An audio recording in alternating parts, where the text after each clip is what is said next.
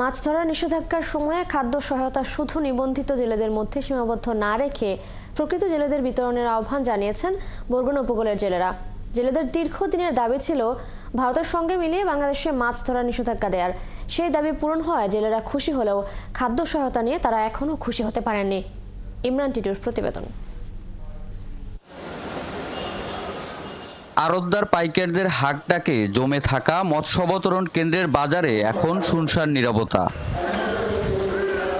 15 April থেকে 11 June পর্যন্ত 58 দিন সাগরে মাছ শিকারে নিষেধাজ্ঞা মেনে ঘাটে নোঙর করে আছে শত শত ট্রলার। কর্মহীন সময়ে বরগুনা উপকূলের জেলেরা জালদড়ি মেরামতে ব্যস্ত থাকলেও নোয়াখালী, চট্টগ্রাম সহ দূর দূরান্তের জেলেরা প্রস্তুতি নিচ্ছেন বাড়ি ফেরার।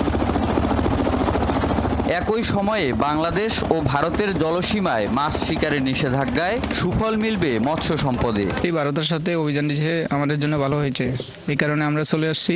আমরা জাল ফল সব খুলে ফেলছি, 2-1 দিনের ভিতরে বাড়িতে চলে যাব। সাগরে ফিরে যাবো, বড় বড় মাছ পাবো, বড় বড় ইলিশ মাছ আনতে পারবো। দেশের জন্য খুব ভালো হবে আর কি। আগে ধর আমরা মাছ বন্ধ দিলে এরা ধরতে পারো, তারা আর একসাথে দিয়ে ধরতে পারবে না। গাঙ্গো ধর প্রচুর মাছটা ছবি ভালো হইবন দিলে টিরিফোন ভালো হয়েছে। জেলেরা বলছেন বেকার সময়ে বরাদ্দের চাল নিয়ে 9-6 করে জনপ্রতিনিধিরা। অভিযোগ রয়েছে জেলে কার্ড নিয়েও। আমাকে আসলে কিন্তু জেলে কার্ড আছে, কিন্তু ঠিক যে চাউল ভাত সরকার দেয় এগুলি আমাকে পোষে না। আমার মেম্বার সামনে কইছে কোনো আমার কাটমাট হয় না এই পর্যন্ত। আর আমরা এখনো বেশি কাটে কোনো উদ্যোগ নেই না, নিলে লাভ কি দিচ্ছি মেম্বার সামনে রেডি করছে। আর মৎস্য কর্মকর্তা বলছেন জেলেদের দীর্ঘদিনের দাবি বাস্তবায়ন করেছে মন্ত্রণালয়। পর্যায়ক্রমে সমাধান করা হবে বাকি সব সমস্যার। জেলেরা ভীষণ স্বতঃস্ফূর্ত, তারা খুবই খুশি যে তাদের দীর্ঘদিনের যে দাবি ছিল দাবিটা আমাদের সরকার মেনে নিয়েছেন এবং তারা এবার স্বতঃস্ফূর্তভাবেই তারা এবার এটা পালন করবেন। সামুদ্রিক মৎস্য সম্পদের সুষ্ঠু প্রজনন ও সংরক্ষণের জন্য নিষেধাজ্ঞায় বেকার হয়েছে বরগুনা উপকূলের অন্তত 80,000 জেলে। ইমরান টিটু, 71, বরগুনা।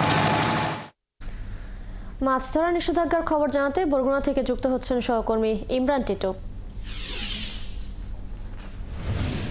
টিটু, এই যে নিষেধাজ্ঞা দেয়া হয়েছে মাছ ধরার, জেলেরা কি মানছেন কিনা?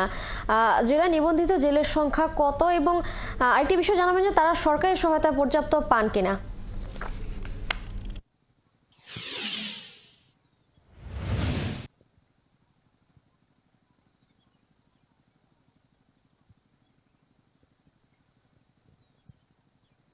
তিশা, আমরা দেখেছি যে 14 এপ্রিল মধ্যরাত থেকে বরগুনা উপকূলের যেসব জেলেরা রয়েছে তারা বরগুনার পাথরঘাটা বিএফডিসি ঘাটের তারা নোঙর করেছেন এবং পাশাপাশি নোয়াখালী, চট্টগ্রাম সহ দেশের বিভিন্ন এলাকা থেকে জেলেরা পাথরঘাটা বিএফডিসি ঘাট এবং মাছের খাল এলাকায় নোঙর করেছেন এবং তারা পুরোপুরিভাবে এই যে 58 দিনের নিষেধাজ্ঞা সেটি মানছেন।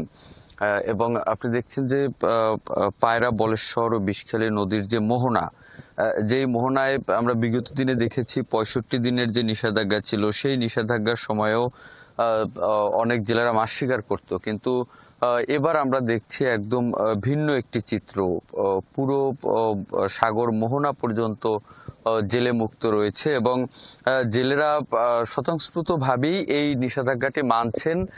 বিশেষ করে তাদের যে দাবি ছিল, দীর্ঘদিনের একটি দাবি যে 65 দিনের যে নিষেধাজ্ঞাটি ছিল এর আগে, সেই নিষেধাজ্ঞার সময়ে ভারতে নিষেধাজ্ঞা থাকতো না, যে কারণে জেলেদের দাবি ছিল যে বাংলাদেশের জলসীমায় অনুপ্রবেশ করে ভারতীয় জেলেরা মাছ শিকার করে। কিন্তু এবার একই দিনে নিষেধাজ্ঞা যেভাবে 7 দিন কমিয়ে 58 দিন করা হয়েছে এবং একইভাবে বাংলাদেশ এবং ভারতে আজ একই সময়ে নিষেধাজ্ঞাটি শুরু হয়েছে, সে কারণে জেলেরা অনেকটা খুশি। পাশাপাশি যে 7 দিন কমানো হয়েছে এটি নিয়েও কিন্তু জেলেদের মধ্যে একটি উল্লাস সৃষ্টি হয়েছে যে তারা তাদের দীর্ঘদিনের দাবি ছিল এটি যে নিষেধাজ্ঞা শেষে তারা গিয়ে দেখতেন যে সাগরে তাদের জালে মাছ উঠছে না। তাদের বিভিন্ন সময় তারা এই দাবিটি করেছিলেন এবং দীর্ঘদিনের যে একটি প্রচেষ্টা সেটির মাধ্যমে এবারই প্রথম